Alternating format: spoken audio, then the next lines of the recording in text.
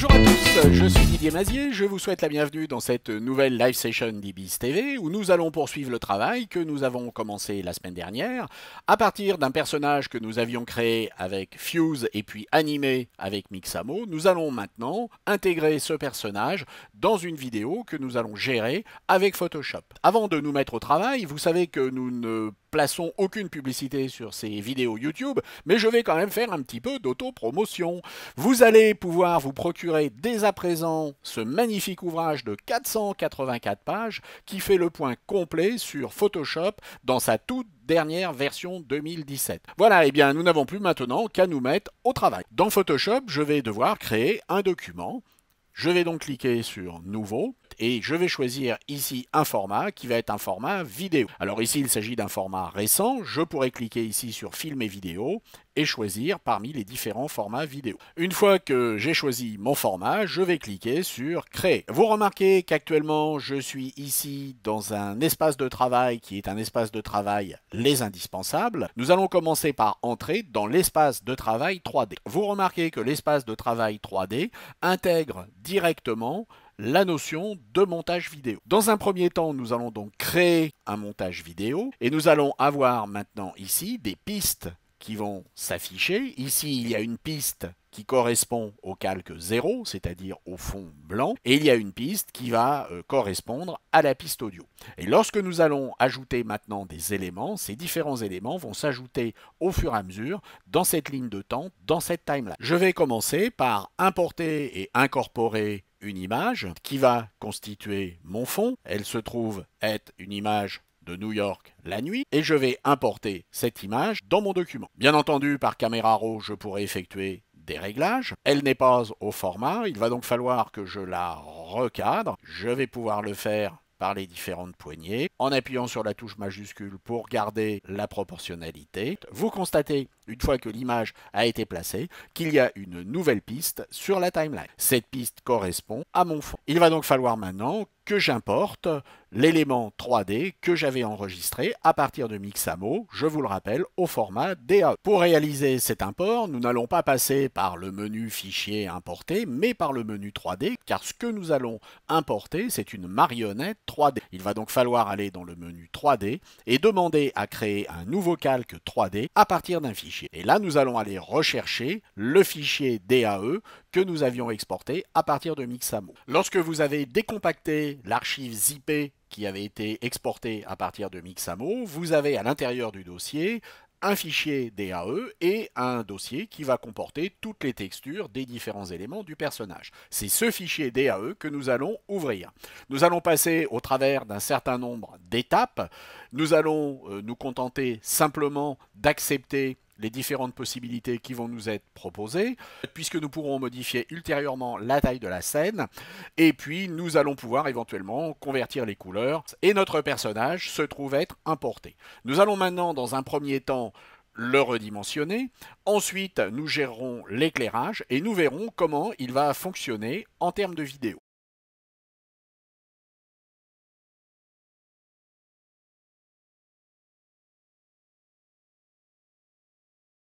Lorsque nous avions créé le document, nous allons pouvoir supprimer cette piste. Nous allons donc voir maintenant comment intégrer ce personnage de façon réaliste dans la scène. La première chose à faire est de positionner ce personnage à un endroit qui soit correct par rapport à la perspective et puis de lui donner une taille qui soit également cohérente. Actuellement, le personnage est trop grand et on a l'impression qu'il flotte dans l'air. Nous allons sélectionner la piste et en sélectionnant la piste, nous allons pouvoir, en cliquant sur le personnage, faire apparaître toutes les fonctionnalités qui vont être les fonctionnalités de type 3D. Ici, je vais pouvoir effectuer des déplacements sur l'axe en Z, et vous voyez que je recule mon personnage. En le reculant, je lui donnerai un aspect beaucoup plus réaliste par rapport à la taille qu'il devrait avoir sur cette photo. Il va donc falloir cliquer et tirer dans un sens ou dans l'autre, vers le haut ou vers le bas, pour se déplacer sur l'axe en Z. Je peux également faire des rotations et je peux également faire des déplacements sur le plan en Z. Et lorsque j'ai quelque chose qui me paraît correct, eh bien je vais pouvoir passer à l'étape suivante qui sera l'étape de l'éclairage. Tous les réglages 3D vont s'opérer soit par le panneau des propriétés, soit ici sur les différents éléments constitutifs de la scène 3D. Donc nous avons la vue active, mais nous avons également des opérations que nous allons pouvoir faire sur les différents éléments du personnage, qui sont reconnus à partir de l'export qui a été fait depuis Mixamo, mais nous allons pouvoir aussi gérer ici l'éclairage. On peut ajouter autant d'éclairage que l'on veut et créer un éclairage personnalisé, mais il est beaucoup plus simple au niveau de l'éclairage d'aller chercher dans des paramètres prédéfinis, notamment ici un éclairage nocturne qui va correspondre à ce que l'on veut obtenir. Et vous voyez que maintenant, après un temps de calcul, mon personnage est éclairé de façon nocturne. Lorsque nous avons appliqué un type d'éclairage à partir des paramètres prédéfinis, on va pouvoir ensuite intervenir sur les différents éléments qui constituent cet éclairage. Nous avons ici 3 éclairages infinis. On peut très bien changer pour chacun de ces éclairages le type d'éclairage. Est-ce que ça va être un éclairage infini, ponctuel ou directionnel? On peut également modifier la position de ces différents éclairages, l'intensité de ces éclairages, et puis est-ce que l'on voudra appliquer des ombres qui seront relatives à ces éclairages. Donc ici, je peux très bien passer d'un éclairage directionnel à un éclairage ponctuel, et vous voyez que j'ai un personnage qui va être éclairé de manière beaucoup plus violente. On peut tout à fait réduire l'intensité de cet éclairage. On peut également déplacer sur les axes en X, en Y, ou en Z les différents points d'éclairage. Et vous voyez que mon éclairage maintenant de mon personnage se trouve être sur le côté et ressembler aux différents éclairages qui provenaient des lampes de la vie. Alors chacun des éclairages va générer ses propres ombres. Vous voyez qu'ici je vais gérer une ombre à partir de cet éclairage. Et on peut également augmenter l'adoucissement de ces ombres, c'est-à-dire le fondu de cette ombre. Donc vous allez mettre en place l'éclairage dont vous avez besoin. Rien n'empêche à un moment donné de reprendre votre personnage et de redéplacer éventuellement ce personnage qui tiendra compte de l'éclairage que vous aurez mis en place. Une fois que cet éclairage correspondra à ce que vous attendez, eh bien nous allons voir comment fonctionne la vidéo et le son qui va aller avec la vidéo. La vidéo ensuite va se gérer comme sur n'importe quelle timeline de vidéo. Nous allons donc avoir un certain nombre de pistes et vous allez pouvoir sur ces pistes observer ce qui se passe en termes de position, en termes d'opacité, des calques aux instants T donnés et ajouter des images clés de manière à pouvoir faire des modifications. S'il s'agit simplement de coller des clips ensemble, mais il suffit de les déplacer sur la timeline. Notez que vous pouvez demander à ce que le clip soit lu en boucle et augmenter la taille de la résolution, c'est-à-dire de la définition de cette vidéo. Si votre piste audio n'existe pas, vous ajouterez une nouvelle piste audio. Et si une piste audio est déjà présente, vous allez ajouter un fichier audio. Et vous allez pouvoir ajouter, comme c'est le cas ici, un MP3. Notez que sur YouTube, vous allez pouvoir trouver de nombreuses musiques qui sont libres de droit que vous allez pouvoir utiliser. Sur votre compte YouTube, vous irez sur Créer, puis vous irez sur Bibliothèque audio.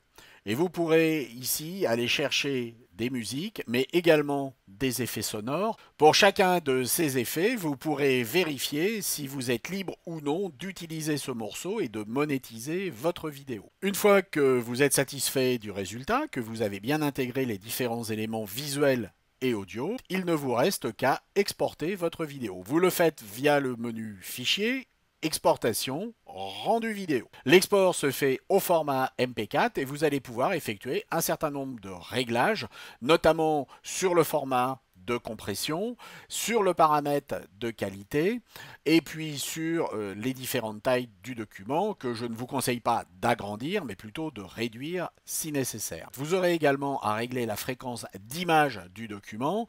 Un document avec 30 images par seconde est beaucoup plus fluide mais vous obtiendrez des résultats beaucoup plus légers avec 24 images par seconde qui peuvent être suffisants.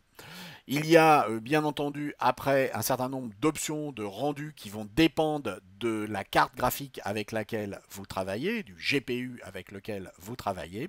Et puis lorsque vous êtes satisfait, eh bien vous allez cliquer sur rendu et vous obtiendrez une vidéo comme celle que je vous ai donnée en écran. J'espère que cette approche de la 3D et de la vidéo dans Photoshop vous ont intéressé et puis surtout que vous allez pouvoir développer votre créativité pour proposer des produits qui vont être innovants innovant, tant en termes d'images qu'en termes d'informations à délivrer aux différents consommateurs et aux différents publics que vous visez. Je vous souhaite à tous de réaliser de magnifiques vidéos et je vous dis à très bientôt. Au revoir.